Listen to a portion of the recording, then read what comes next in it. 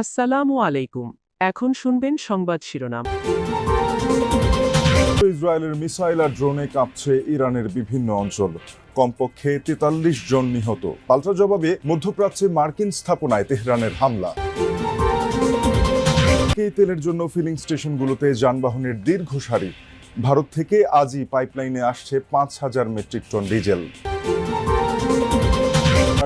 Pilot প্রকল্পের যাত্রা শুরু আজ। প্রধানমন্ত্রী আনুষ্ঠানিক উদ্বোধনের পরে নির্ধারিত ২৫০০ টাকা করে পাবে ৩৭,৫০০ নিম্নবিত্ত পরিবার।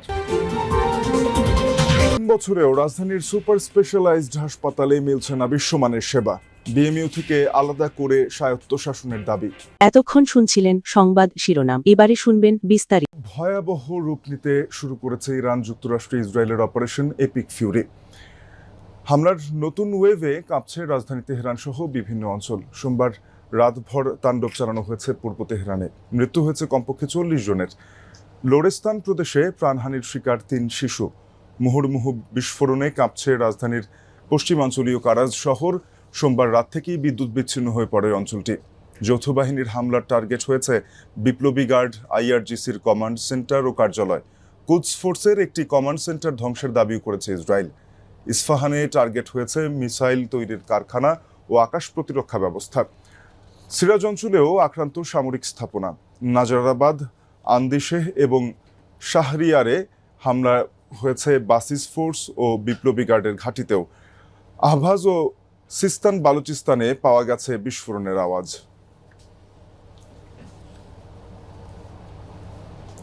যুক্তরাষ্ট্র ইসরায়েলের হামলার পাল্টা জবাব দিয়ে যাচ্ছে ইরান। মধ্যপ্রাচ্যে দেশ দুটির বিভিন্ন সামরিক স্থাপনা জুড়ে চালিয়ে যাচ্ছে অভিযান। আবারও মিসাইল ছুড়েছে বাহরাইন, কুয়েত ও সৌদি আরবে। ইসরায়েলের রাজধানী তেল আবিব সহ বিভিন্ন স্থানে ছোড়া হয়েছে মিসাইল।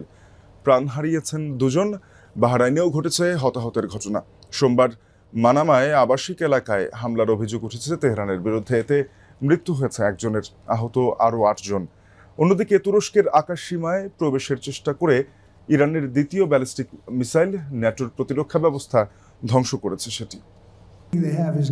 যুদ্ধ প্রায় শেষের দিকে। তাদের সব ধ্বংস হয়ে গেছে। গুরুত্বপূর্ণ সব নেতা মারা গেছে। তাদের নেতৃত্বের ২টি স্তর রয়েছে। আমরা ২টি স্তরই ধ্বংস করেছে। একজন প্রেসিডেন্টের সম্পূর্ণ একার সিদ্ধান্তে যুদ্ধে জড়ানো কতটা আইন সিদ্ধ তা নিয়ে যুক্তরাষ্ট্রে চলছে ব্যাপক আলোচনা সমালোচনা। প্রশ্ন উঠেছে, ইরানের চলমান কমাতে পদক্ষেপ নিচ্ছেন মার্কিন প্রেসিডেন্ট ডোনাল্ড ট্রাম্প। সোমবার এক বিবৃতিতে এমন দাবি করেন তিনি। বলেন, পর্যাপ্ত তেল সরবরাহ নিশ্চিতে এ সংক্রান্ত বেশ কিছু নিষেধাজ্ঞা তুলে নিয়েছে যুক্তরাষ্ট্র। পাশাপাশি দ্রুতই হরমুজ প্রণালী খুলে দেওয়ার ব্যবস্থাও করবেন বলে জানিয়েছেন তিনি। অপারেশন এপিক ফিউরি অব্যাহত রাখার সাথে সাথে আমরা বিশ্বে তেলের সরবরাহ বজায় রাখার দিকেও মনোযোগ দিচ্ছি। আমি কোনো সন্ত্রাসী সরকারকে বিশ্বের তেল সরবরাহ বন্ধের চেষ্টায় সফল হতে দেব না। ইরান যদি এমন কিছু করে তবে তাদের উপর আরও কঠিন আঘাত হানব। ভারতের আসামের নুমালীগড় রিফাইনারি থেকে আসছে ৫,০০০ metric ton diesel. Bangladesh petroleum কর্পোরেশনের বাণিজ্য ও অপারেশন বিভাগের মহাব্যবস্থাপক মোহাম্মদ মুর্শেদ হুসাইন আজ বিষয়টি নিশ্চিত করেছেন। জানান, ইতিমধ্যে ডিজেলের পাম্পিং কার্যক্রম শুরু হয়েছে। আজকের মধ্যে পাইপলাইনে করে বাংলাদেশে পৌঁছাবে এই ডিজেল। জ্বালানি তেলের মজুদ স্বাভাবিক রাখতে এবং নিরবচ্ছিন্ন সরবরাহ নিশ্চিত করতে চায় সরকার, তাই জরুরি ভিত্তিতে এই উদ্যোগ নেওয়া হয়। মধ্যপ্রাচ্যে যুদ্ধের কারণে জ্বালানির সংকট দেখা দেয়ায় বিকল্প উৎস খুঁজছে বাংলাদেশ।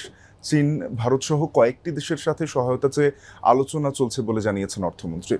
বলেছেন, জ্বালানি সংকট বিবেচনা করে সরকার অর্থনৈতিক কর্মসূচি সাজাচ্ছে। এর আগে চীনা রাষ্ট্রদূত বলেন, জ্বালানির ক্ষেত্রে সহযোগিতা চাইলে আলোচনা হতে পারে বাংলাদেশের সাথে। ইরানে মার্কিন যুক্তরাষ্ট্র ও ইসরায়েলের হামলা পাল্টা হামলায় যুদ্ধ ছড়িয়ে পড়েছে তেল সমৃদ্ধ মধ্যপ্রাচ্যে। এতে সারা বিশ্বের মতো জ্বালানি সংকটের শঙ্কায় বাংলাদেশও। সচিবালয়ে অর্থমন্ত্রীর সাথে চীনা রাষ্ট্রদূতের বৈঠকেও উঠে আসে মধ্যপ্রাচ্যে যুদ্ধের প্রসঙ্গ। আলোচনা হয় 4 চীনা কোম্পানির বাংলাদেশে $100 মিলিয়ন বিনিয়োগ প্রতিশ্রুতি নিয়েও। এতে 10,000 মানুষের কর্মসংস্থান হবে বলে জানান রাষ্ট্রদূত। বলেন, তিস্তা প্রকল্পে চীনের আগ্রহের বিষয়টি দলীয় বিবেচনার বাইরে ফ্যামিলি কার্ড প্রকৃত দরিদ্র ও নিম্নবিত্ত পরিবারকে দেয়া হচ্ছে বলে জানিয়েছেন অর্থমন্ত্রী ও সমাজ কল্যাণমন্ত্রী। তারা দাবি করেন, 37,500 পরিবারকে কার্ড দেওয়ার ক্ষেত্রে স্বচ্ছ প্রক্রিয়া অবলম্বন করা হয়েছে। আজ প্রধানমন্ত্রী ফ্যামিলি কার্ডের পাইলট প্রকল্প উদ্বোধনের পরপরই নির্ধারিত 2,500 টাকা পেয়ে যাবে পরিবারগুলো। মন্ত্রীরা বলছেন, এই কার্ডের কারণে ভিজিএফ ও ভিজিডি কার্ড বন্ধ হবে না, প্রকৃত দরিদ্ররা আগের সুবিধাও পাবেন না। নির্বাচনী প্রতিশ্রুতির অংশ হিসেবে সবচেয়ে গুরুত্ব দিয়ে প্রথমেই ফ্যামিলি কার্ড প্রকল্প বাস্তবায়ন করতে যাচ্ছে সরকার। মঙ্গলবার প্রধানমন্ত্রী তারেক রহমান রাজধানীর করাইল বস্তিতে এ সংক্রান্ত পাইলট প্রকল্পের উদ্বোধন করছেন।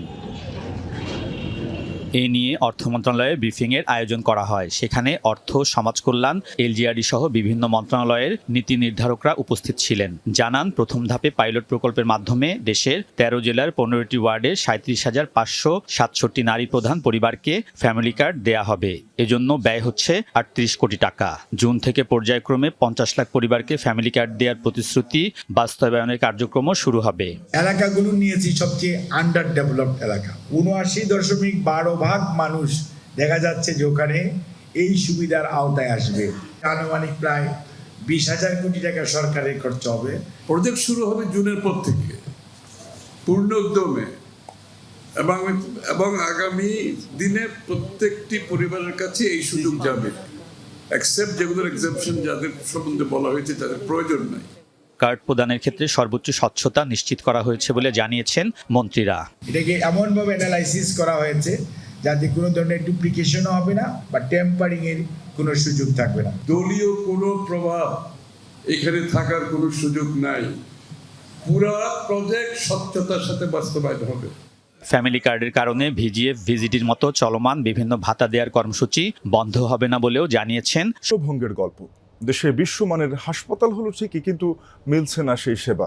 উদ্বোধনের 3.5 বছর পেরোলেও এখনও জনবলি নিয়োগ হয়নি। এমনকি ঠিক হয়নি হাসপাতালের পরিচালনা পদ্ধতি কেমন হবে। বলছি বাংলাদেশ মেডিকেল বিশ্ববিদ্যালয়ের অধীনে রাজধানীর শাহবাগের সুপার স্পেশালাইজড হাসপাতালের কথা।